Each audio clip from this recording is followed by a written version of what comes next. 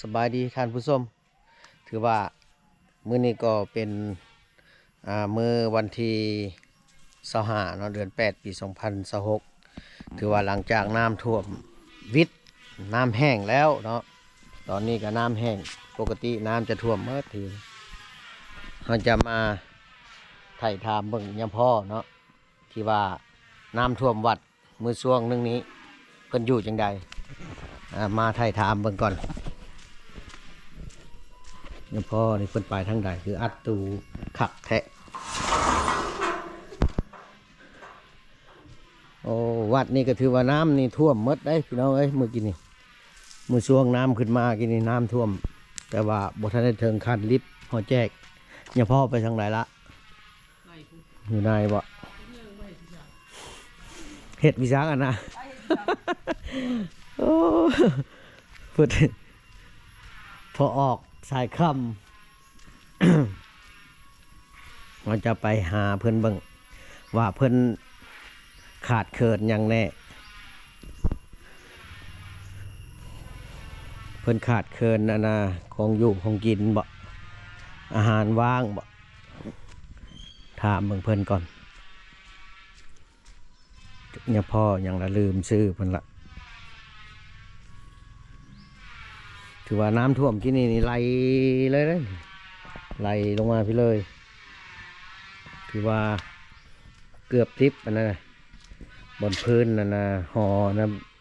นั่งลิ้นนั่นถือเกือบดิดเดี๋ยวพ่อไปใส่แล้วอ๋อ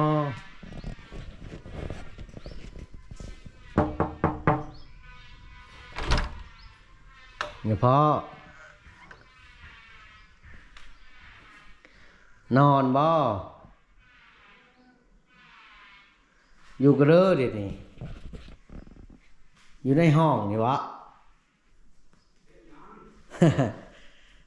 พอออกขมันได้ไหนได้โอ้ ยังแก้เสื้ออยู่ เอาข้ามมาซักมดเลยซักจนบูดบดเลยตากไว้ยุตุมัน โอ้ยยังแก้เสื้ออยู่ยังพ่อก็ได้ยังไปตุ้มผ้าคลุมยังไปนุ่งผ้าสะเงียบสั่งไปทางนั้นไปตุ้มอันผ้านั่นน่ะ โอ้มัน ฮ้อนวะ บ่ไปซักเครื่องเอาตากก็ได้เมื่อใดก็ฝนตกเมื่อใดก็ฝนตก ผ้าคลุมแห้งแห้งบ่ทันโอ้ มันเลยเกินโอ้ยเนาะ นี่คือว่าหลังจากน้ำแห้งแล้วพี่น้องเอ้ยน้ำแห้งแล้วเขาก็ได้มายื้อยามทำข้าวเบิ่ง ขอโทษโอ้ยหลายมันระบูดมันเน่าหมดเลย เพิ่นอยู่จังใดเนาะโอ้ถือว่าน้ำนี่ไม่ได้ท่วมตัวนี้เนาะเมื่อกี้นี่ถือว่านอนได้ว่าซั่นซะ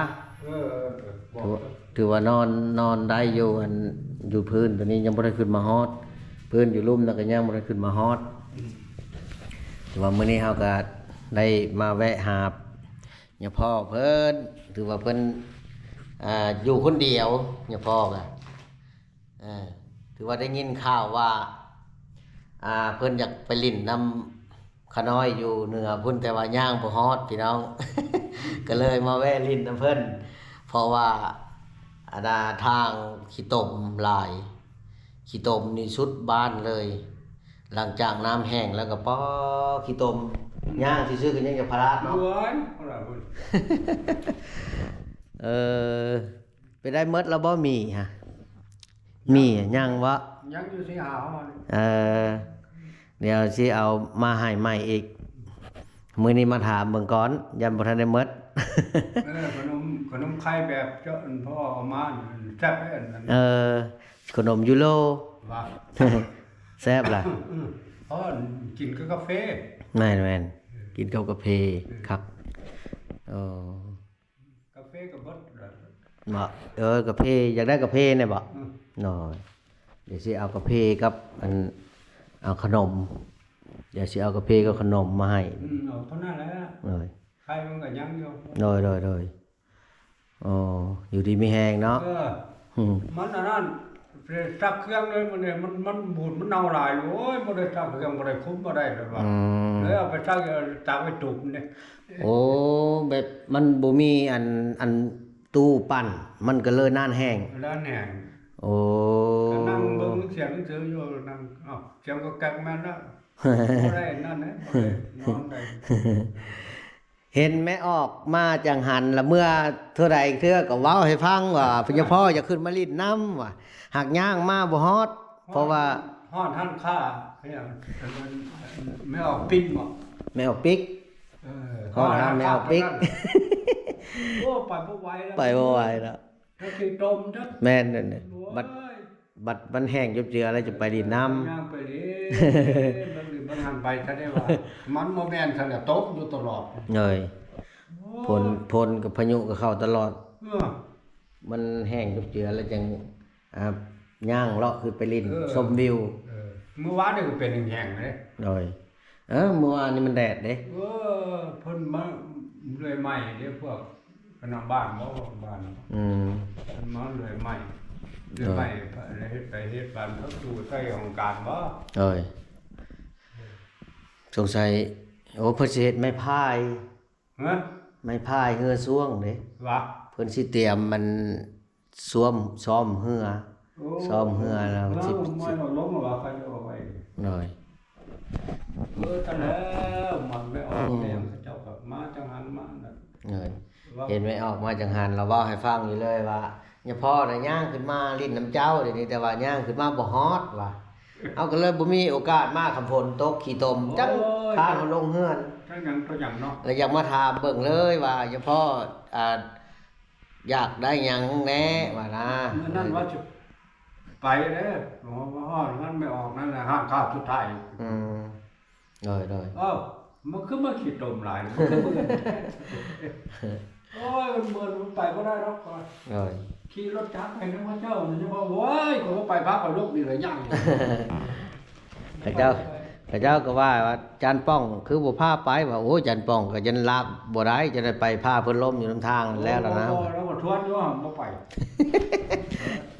พอแล้วเอาไปก็ไปชมโอ้ยไปชมก็บ่ไปเราทางแบบนี้เจ้าพักลงยังมันแห้งก่อน เลย หม้อแห้งเราเขาบ่ไปเราจัดปองเด้อ เลยมื้ออื่นเด้อขาน้อยสิเอากาแฟกับขนมมาให้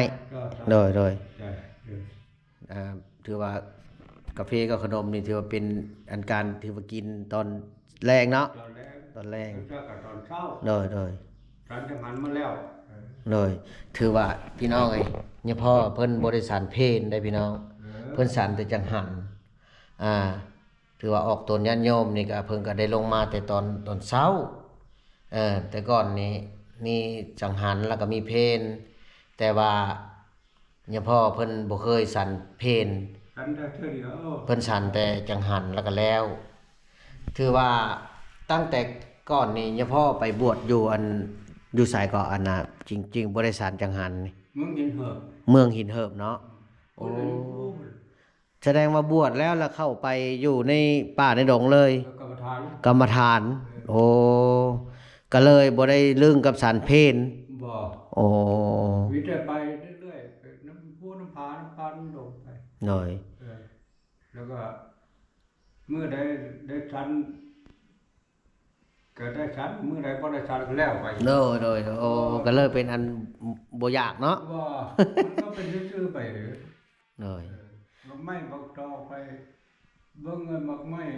นั่นกล้วยป้ากล้วยหยังเอาไปน้ำบูเนาะมันมีกล้วยป้าได้มันมีอันนั้นเลย แล้วก็พออยู่เนาะบ่ได้อยากแห้งเนาะ บ่ ตอนเพลตอนแรงก็บ่ได้อยาก สบาย โอ้โอ้ มันลึก ลึงเลย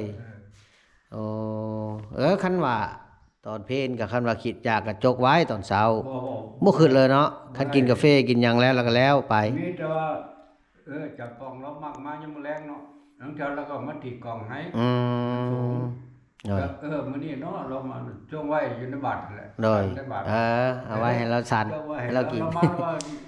ว่าจะเบิ่งอยู่บ้านนั้น หน่อย มีหยังก็อยู่ในบาทให้มาแล้วก็บ่กิน หน่อย โอ้หิวข้าว หน่อย โอ้ย หิวเขาจะน้ำท่วมเขาเจ้าว่า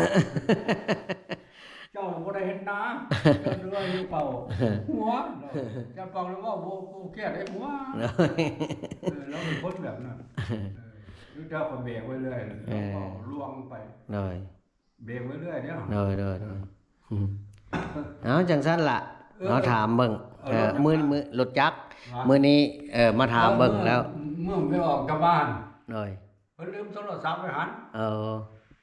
ห่วยมันบ่ได้โทรศัพท์บ่ได้เนาะบัดนี้ปานบ่ได้เด้คนรักเลยเลยเอาใส่ถุงไว้ rồi ได้ถุงไว้จะย่ามไปปิดตู้หันยันหัวเขาเพิ่นก็ขี่รถมา rồi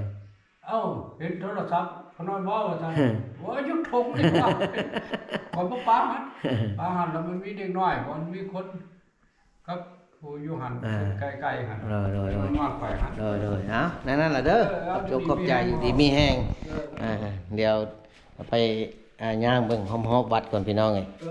ถือว่าเฮาได้มาไถ่ถามเบิ่งเพิ่นแล้วฮะไปทางไหนล่ะเกิบบัดนี้บ่แม่นมาคาบไปแล้วบ่เด้เนาะโอ้เห็นแล้ว เบิ่งนี่มือนี่